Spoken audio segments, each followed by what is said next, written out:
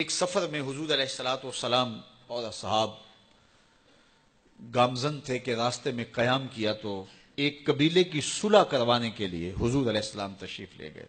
وہاں کچھ تاخیر ہو گئی تو صحابہ نے حضرت ابوبکر صدیق کو کہا کہ حضور رک گئے ہیں تو نماز کا وقت جا رہا ہے، آپ نماز پڑھا دیجئے. تو حضرت ابوبکر صدیق رضی اللہ تعالیٰ عنہ مصلی پہ کھڑے ہو گئے.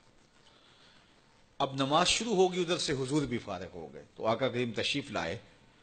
تو آقا کریم علیہ السلام جو ہی تشریف لائے تو صحابہ کی صفیں بندی ہوئی تھی. حضور کو دیکھا، انہوں نے راستہ چھوڑ دیا.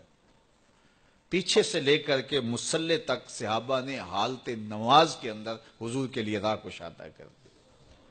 کاش کہ یہ حدیث سب لوگوں نے پڑھی ہوتی اور امت میں اتنے فرقے نہ بنتے اور یہ سوچ کبھی نہ پنپتی کہ نبی کے خیال سے نماز ٹوٹتی ہے. یہاں تو راستے چھوڑے جا رہے ہیں، یہاں تو پروٹوکول دیا جا رہا ہے.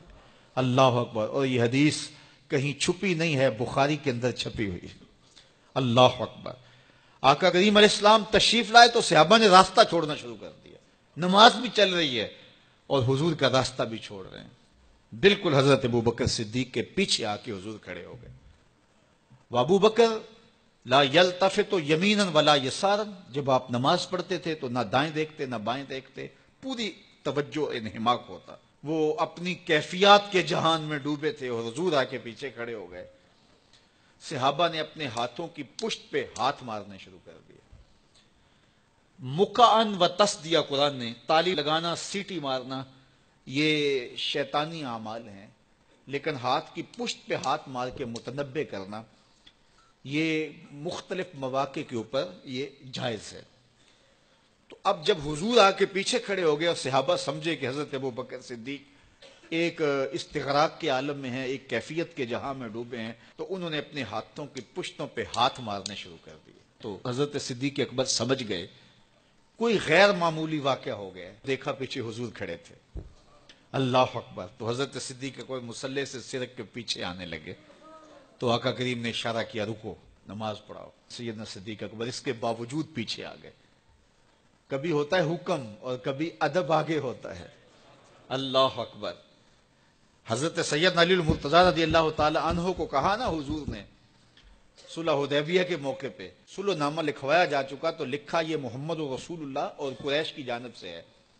تو عروہ نے کہا اگر محمد رسول اللہ مان لیں ہم تو پھر لڑائی کس چیز کی ہے؟ تو اس لیے محمد رسول اللہ نہیں، محمد بن عبداللہ لکھا جائے. تو وہ اس بات پہ بضد ہو گئے اور اگر ایسا نہیں ہوتا تو معاہدہ ٹوٹ رہا تھا.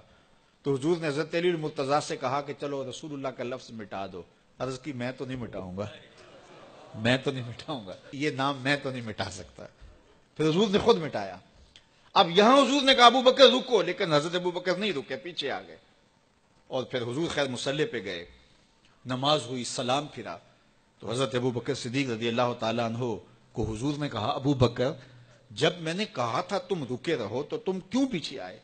تو سنو حضرت ابوبکر نے کیا جواب دیا رضی اللہ تعالیٰ عنہ. کروڑوں سلام، لاکھوں عقیدتوں اور نیاز مندیوں کے خراج ان کی چوکھٹ پہ.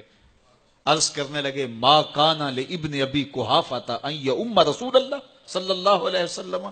حضور ابو قحافہ کے بیٹے کی جرت کب ہوئی کہ رسول اللہ کے آگے کھڑا ہو کے نماز پڑھائے؟